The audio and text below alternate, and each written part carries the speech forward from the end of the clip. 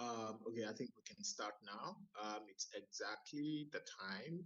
I don't know if other judges are ready.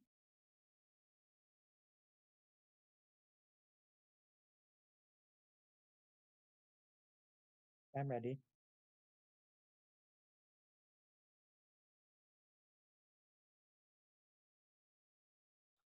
Can everyone? Okay, I think. Okay. Okay, yeah, just go on. Just go. Can everyone hear and see me? Okay. Yes. Okay. This will be the 6-minute affirmative constructive just reading case.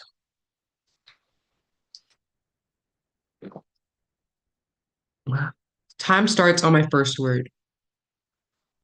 I affirm resolved. Violent revolution is a just response to political oppression. My value is justice, defined as giving each their due. John Rawls writes, the rights secured by justice are not subject to political bargaining or to the calculus of social interests. Hence, the value criterion is protecting rights. I offer two observations. Observation one, the affirmative's burden is not to prove that violent revolution is the only just response to oppression, but that it is simply another tool in the toolbox.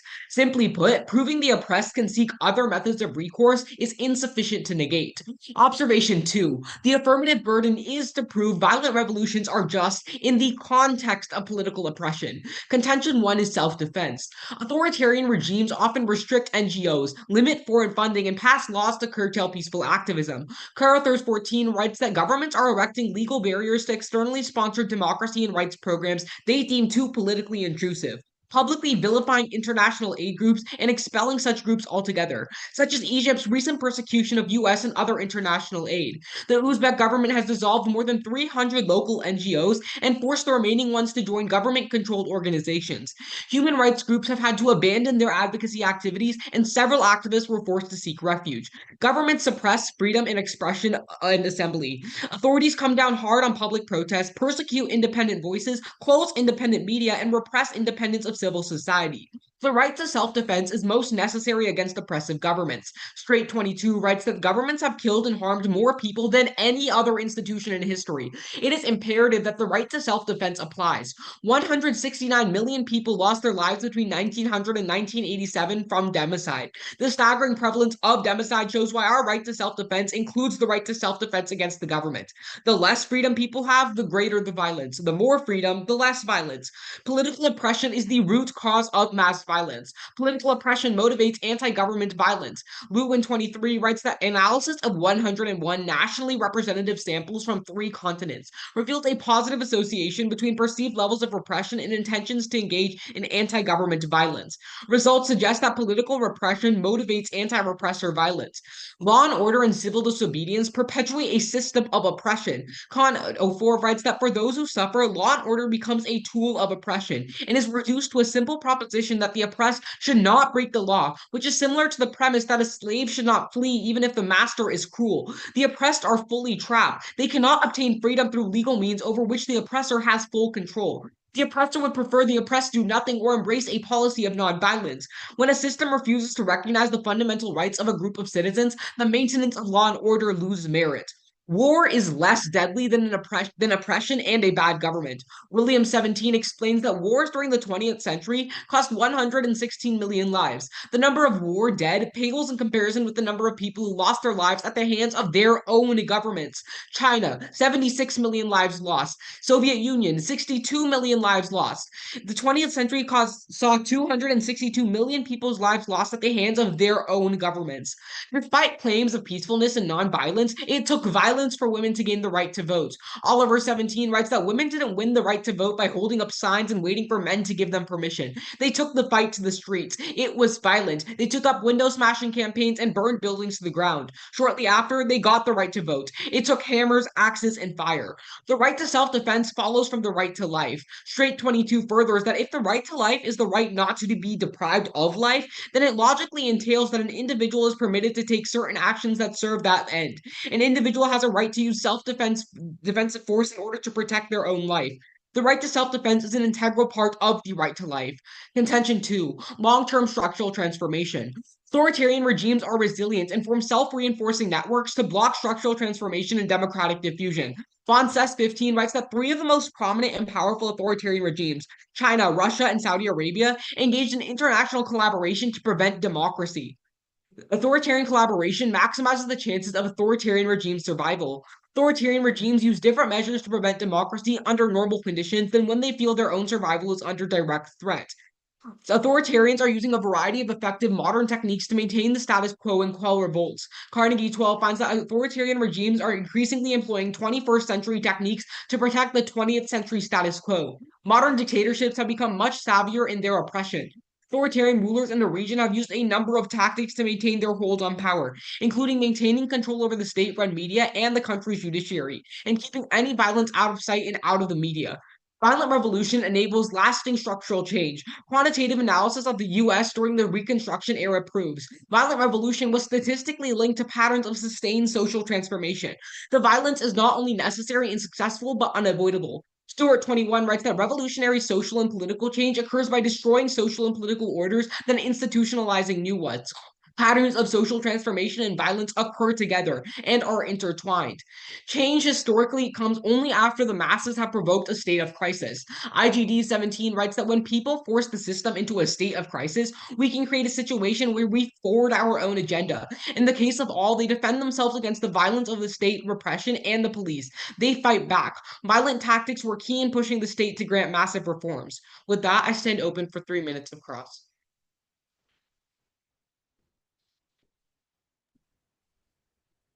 All right, is everyone ready? Then my 3-minute negative cross-examination will begin on my first question. Can you tell me an example of a violent revolution recently that has only targeted the government and not harmed innocent civilians? So I would respond by saying that targeting innocent civilians is completely different than violent revolutions. Targeting innocent civilians is Well, I simply mean, terrorism. it doesn't have to be targeting civilians, but an impact on civilians. Is there a violent revolution that has not have had a negative impact on civilians?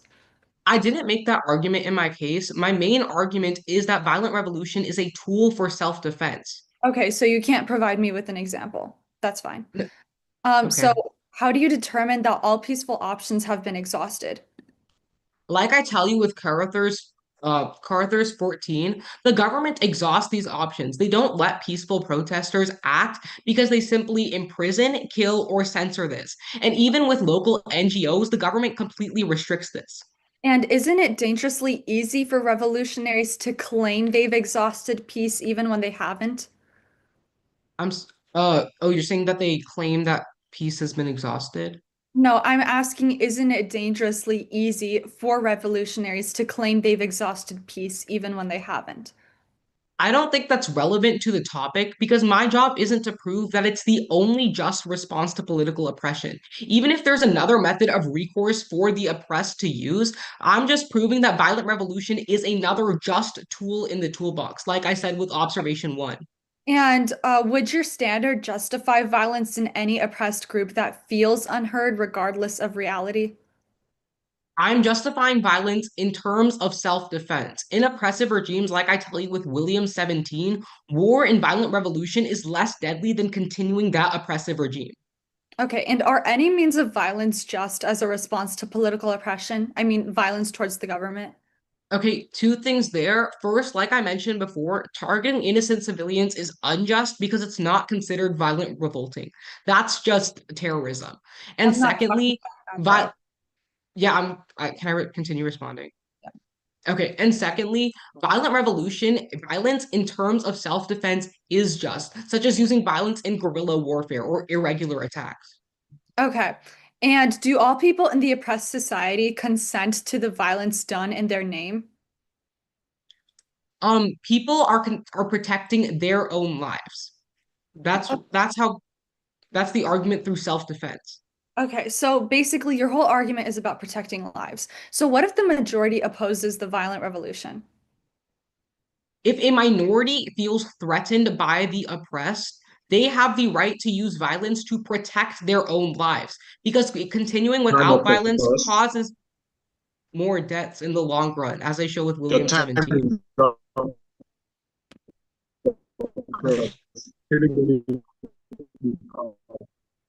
Sorry, I couldn't quite catch that.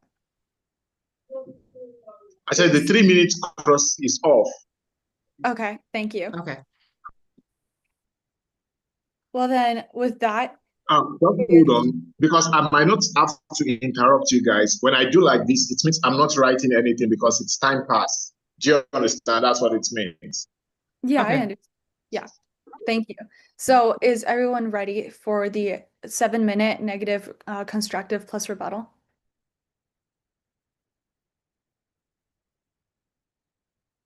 Okay, if everyone is ready, then my time will begin on my first word. I negate resolved. Violent revolution is a just response to political oppression. I offer the following definitions. Violent revolution, a popular movement that seeks to overthrow an existing government or political system through the use of force. Just, morally correct. Political oppression, the government's systematic denial of political rights. It is different from political repression, which is the forceful crackdown on resistance to that denial, as that resistance threatens a regime's control. To frame my case, I offer the value of human rights, defined as the basic moral entitlements that every person has simply by being human, such as the right to life, freedom, and dignity. My value should be held the highest in this debate because certain rights, such as life, are required before anything else can be attained or enjoyed. To measure my value, I offer the value criterion of consequentialism, which is a philosophical perspective which argues that an act or rule is acceptable or moral because of the outcomes incurred by that act or rule. Contention 1. Violent revolutions tend to be unsuccessful, leading to more violence. A 2008 study by political scientists Chenoweth and Stephan analyzed 323 violent and non-violent political campaigns since 1900. The study found that only 23% of violent campaigns were successful in comparison to complete failures at a rate of 60%. Additionally, they partially succeeded about 10% of the time. A 2025 article from the History Channel describes the Hungarian Revolution of 1956. Citizens demanded a more democratic political system and freedom from Soviet oppression. However, when they decided to arm themselves and form militias, the resistance was viciously crushed by Soviet tanks and troops. An estimated 2,500 Hungarians died and 200,000 more fled as refugees. Shatskin 2025 comments that it failed to provide genuine liberation. Furthermore, Narasimha 2023 explains the mid-19th century Taiping Rebellion, a major civil conflict in China that lasted for 14 years. Initiated against the Qing dynasty, the rebellion arose in a context marked by social unrest, economic hardship, and foreign interference. The rebellion was crushed and the peasantry received no benefits. In fact, Wills 2024 adds 5 to 10% of the Chinese population died in the struggle. 20 million dead is the figure typically seen, although higher figures have been proposed.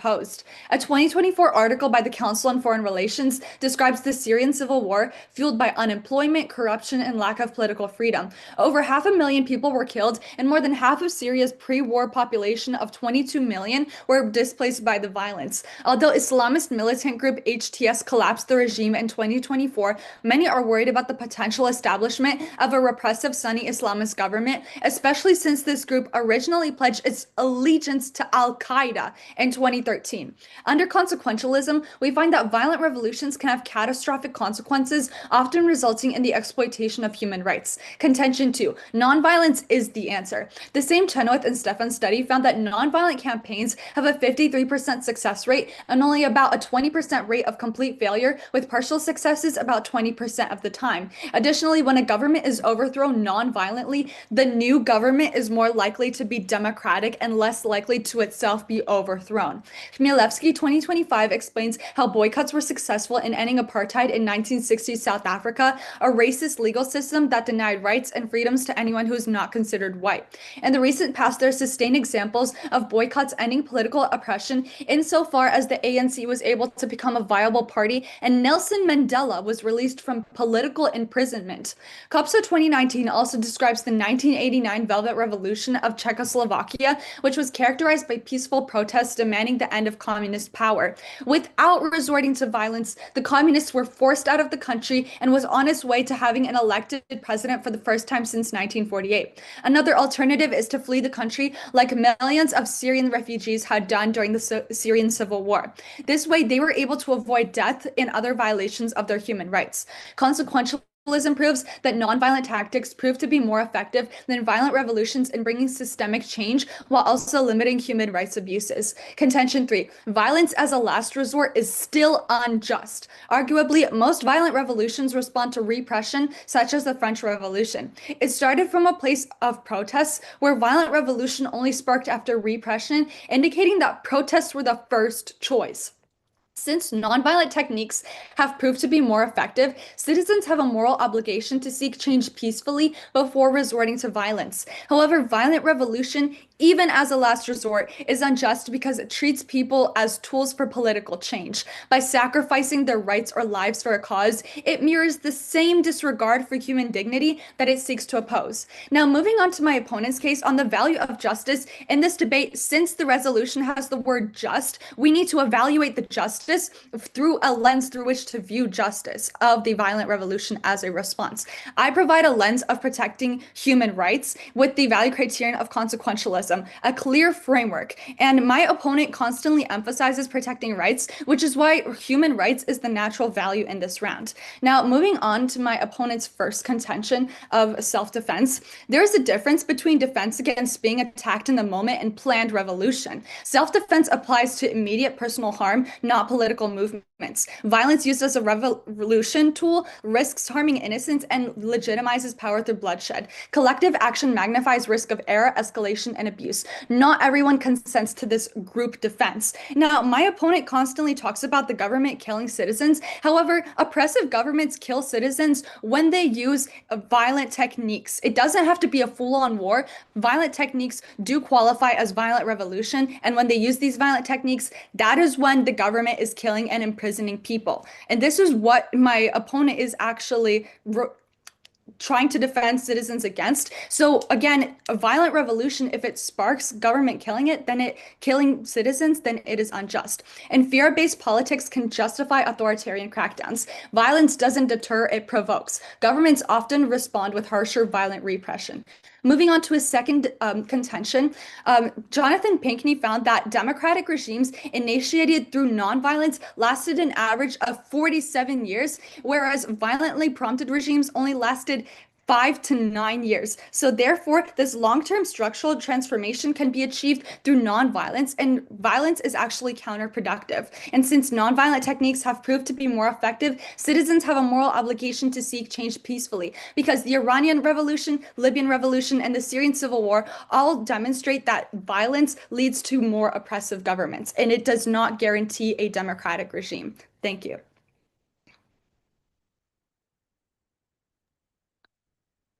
Okay, is everyone good for cross? Yes. Okay, time begins on my first question. You talk about human rights. Does everyone have the right to life? People do have the right to life.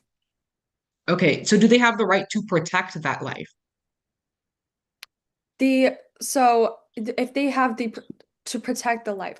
So are you referring back to your case about self-defense? No, I'm referring to your value of human rights.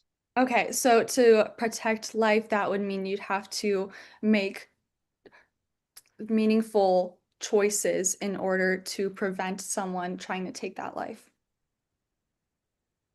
So you have to consider the person who's trying to take your life when protecting your own. I'm saying that like the protection of life doesn't necessarily have to mean a response to it doesn't always mean a response to someone actively threatening your life. So A protection it, of can be measured to prevent someone even thinking or trying to respond by taking your life. so you're supposed to predict what they're doing in the future and respond in the present?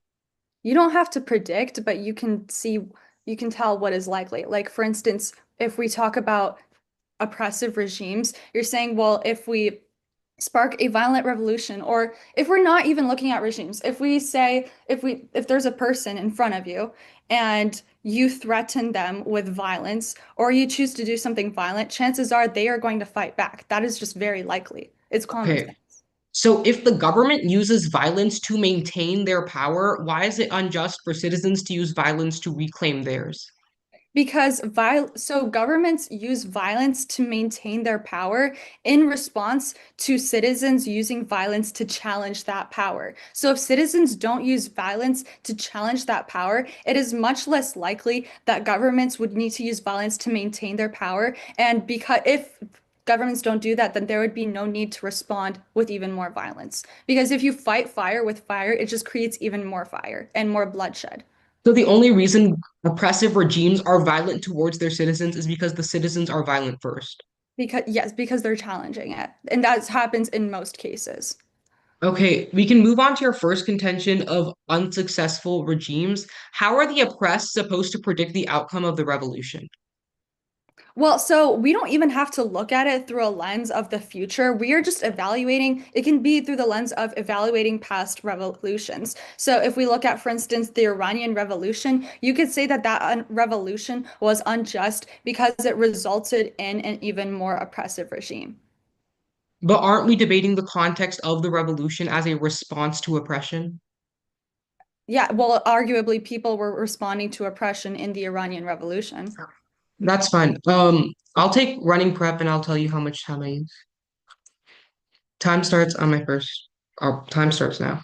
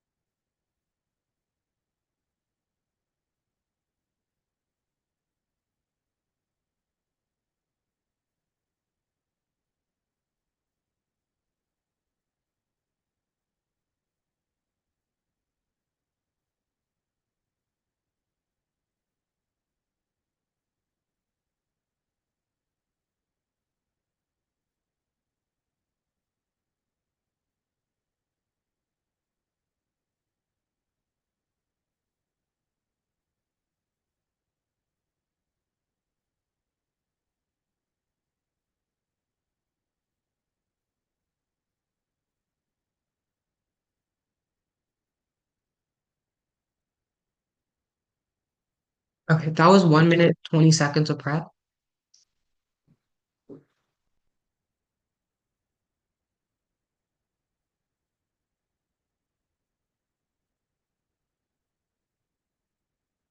This will be the 4 minute affirmative rebuttal. Order will be framework, my case, their case. Everyone good? Time starts on my first word.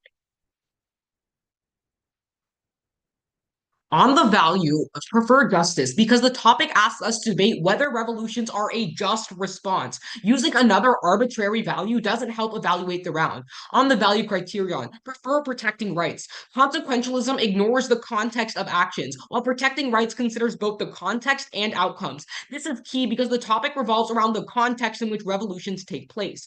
On my first contention of self-defense, she offers a couple of responses. First, she says that that self-defense only applies to immediate self-harm. However, remember, the oppressed have been oppressed for decades. They have been harmed in the past and in the present. Like I tell you with William 17 and Straight 22, governments are constantly killing them, and they are the most deadly institution. She's on her second response is that not everyone consents to this, but remember, in the long run, more people die without a revolution. As I tell you with William 17, war is less deadly than oppression itself. She says that governments are only violent because the citizens are violent first. However, remember what Lewin 23 tells you. When studying 101 oppressive regimes, they found that citizens only acted violently when the governments were violent first. That was in my first contention. Flow that through. On my second contention, her only response is that these regimes don't last long enough. However, remember my von Cis 15 evidence, which tells you that authoritarian regimes they collaborate with other regimes to prevent democracy. It is hard for democracy to happen regardless. And secondly, remember, the oppressed can't predict the future. They aren't able to determine how long the regime will last because they don't have access to information to tell them that. Let's move on to her side of the flow. On her first contention of unsuccessful regimes, remember, the resolution is about whether violent revolution is just, not whether it always produces perfect outcomes. Even if the next regime ends up flawed, the people's right to resist unbearable conditions remains valid. Saying that the violent revolution is unjust because of potential outcomes denies the oppressed people the agency to act against injustice. And finally, extend my William 17 card, which went completely uncontested. More people died without the revolution. She talks about 2,500 people dying in the Hungary Revolution. Compare that to the 262 million people who lose their lives at oppressive regimes. Moving on to her second contention of nonviolence. A couple of responses here. First, the government will just continue to oppress against these advocates by censoring, killing, or imprisoning them. That's what I tell you with Carter's 14, which again went uncontested in her last rebuttal. Governments suppress rights programs and advocacy. This was seen in Egypt and Uzbekistan. Also, look at Cuba. Jose Ferrer was arbitrarily detained because he was a leading descendant. Governments imprison, kill, and censor this. It doesn't help in the long run. Second, remember my Lewin 23 card, which tells you that violence is needed as a tool for self-defense. The oppressed are only violent because the government is violent first. They are attacking them constantly. In a study of 101 oppressive regimes, that is the correlation they found. And finally, she talks about using your powers of diaspora to flee the country. However, the affirmative burden isn't to prove that violent revolutions are the only just response to political oppression. Rather, that it is another just tool in the toolbox for the oppressed to use. Just because the negative can prove that there are other methods of recourse is insufficient for you to cast a negative ballot. On her last contention of being of even as a last resort, it is unjust. Remember my William 17 card, which again went uncontested. More people die in the long run. They are using it as a right to self-defense. Second, remember what was conceded in cross-examination. She concedes that people have the right to protect their life. At the beginning of her speech, she claimed that life is the most important human right. Therefore, like Straight 22 tells you, it logically follows that people have the right to protect that life. If you are being hit, you have the right to hit back, especially if you were being perpetually hit for decades on end. Thank you. Okay, I believe I have 4 minutes of prep time, so I would like to use all of those 4 minutes starting now.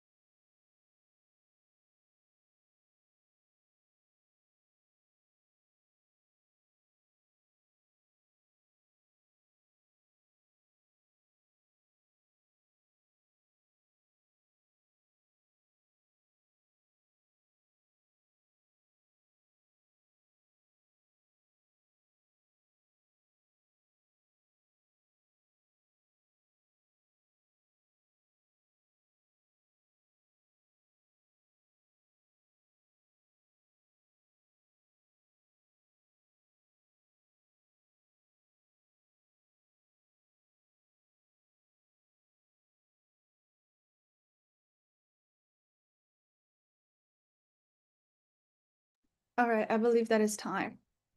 So this will be my 6-minute negative rebuttal. As a quick off-time roadmap, we will be going framework, my opponent's case, my case, and then voters' issues, which is why you should vote neg. Is everybody ready? All right, then my time will begin on my first word. Human rights is the natural value in this topic because we are both advocating for protecting rights. So therefore, justice is way too vague because we need to look at it through the lens of protecting rights. What is just human rights?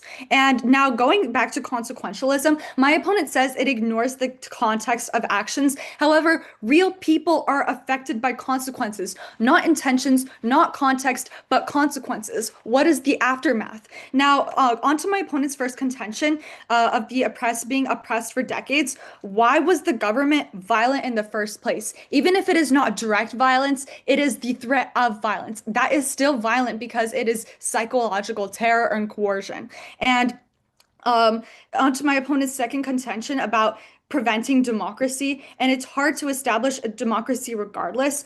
I have demonstrated through the Czechoslovakian Velvet Revolution that nonviolence has led to democracy. Also, a violent revolution is planned out. A lot of thinking goes into it. It is not just a spur of the moment things. So people, even if they don't have access to informations, they can think of different outcomes. Again, if someone is standing in front of another person and they are thinking, oh, well, if they're thinking of punching that person, the likely response is that the person is going to fight back. So therefore, it would make sense that the government is more likely to fight back with more violent repression.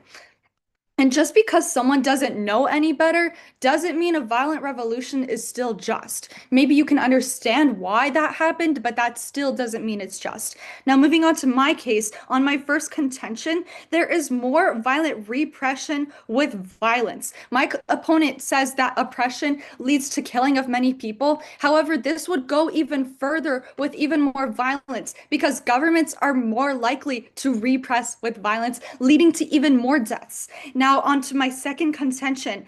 I provide statistics of how nonviolent revolutions are more successful and more likely to be democratic. My opponent says that he doesn't have to argue against this. However, if we have more techniques that are more effective than violent revolution and they provide less bloodshed, naturally, you could say violent revolution is unjust because there are other courses of action that are better.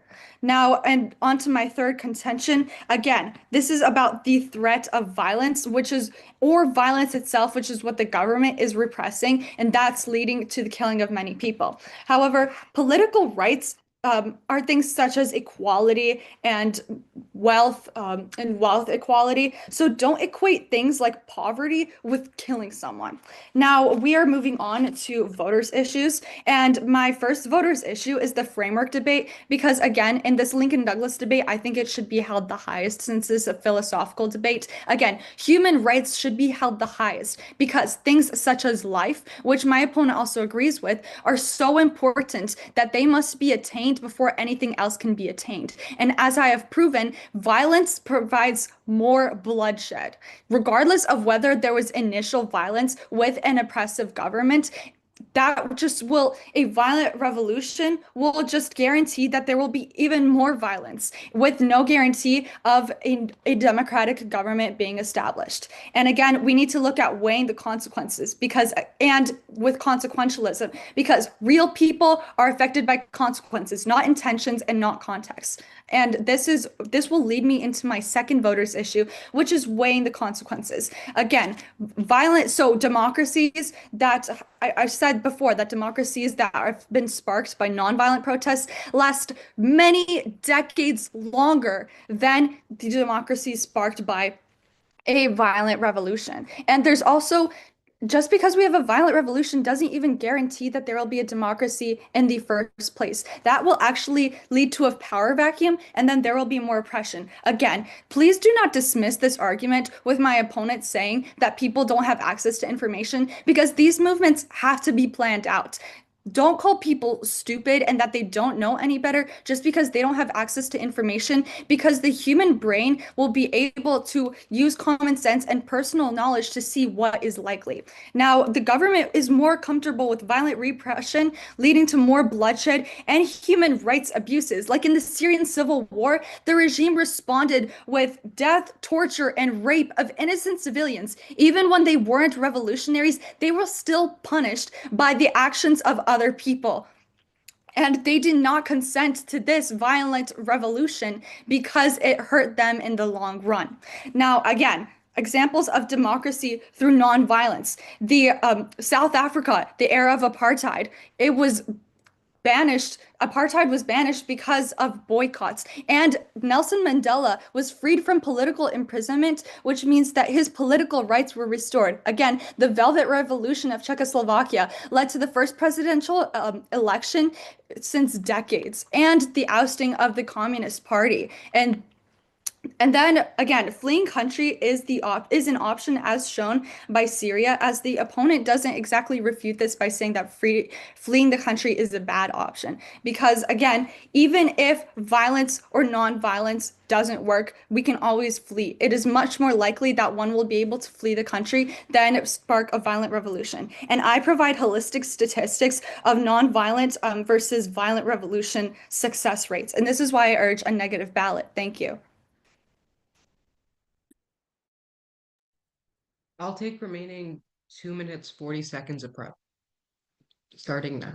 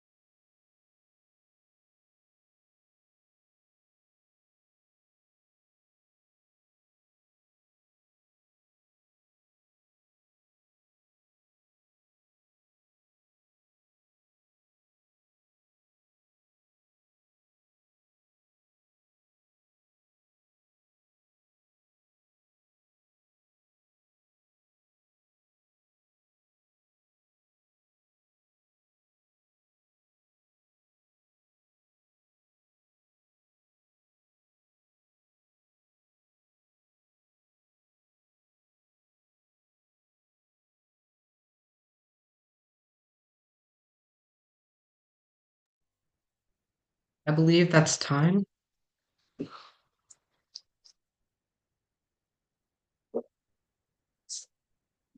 Affirm 3 minute affirmative rebuttal.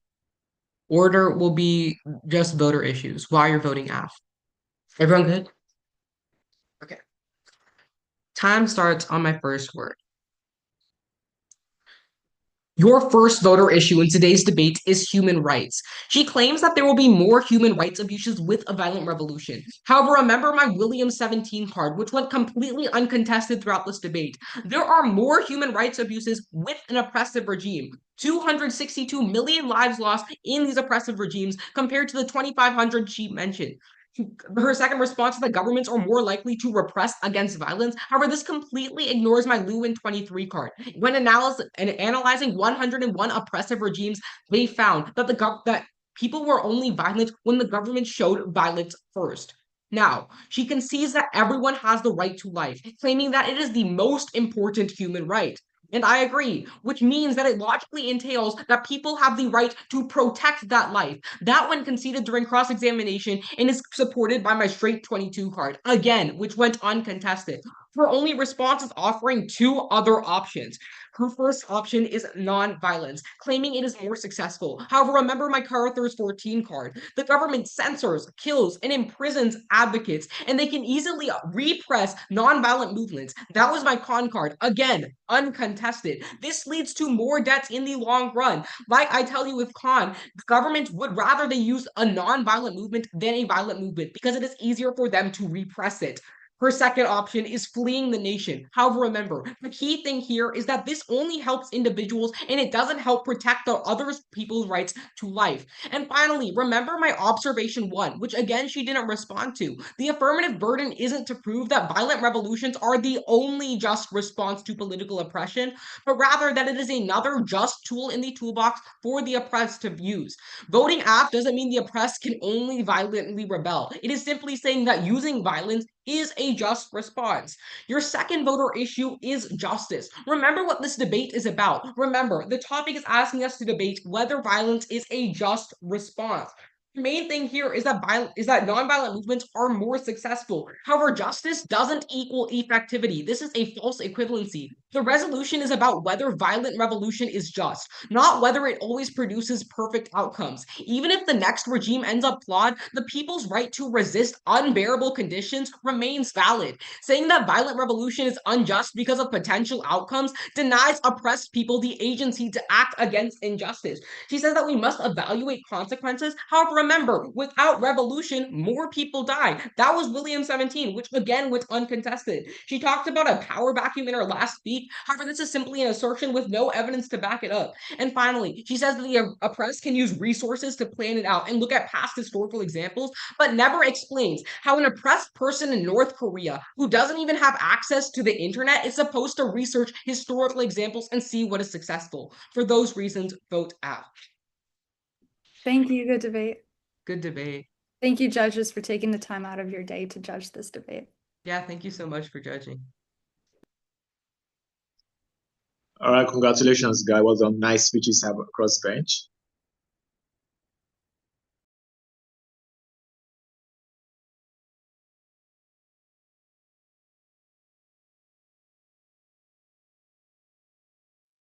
Good debate, guys. We will be Thank you. back in few minutes once we fill up that.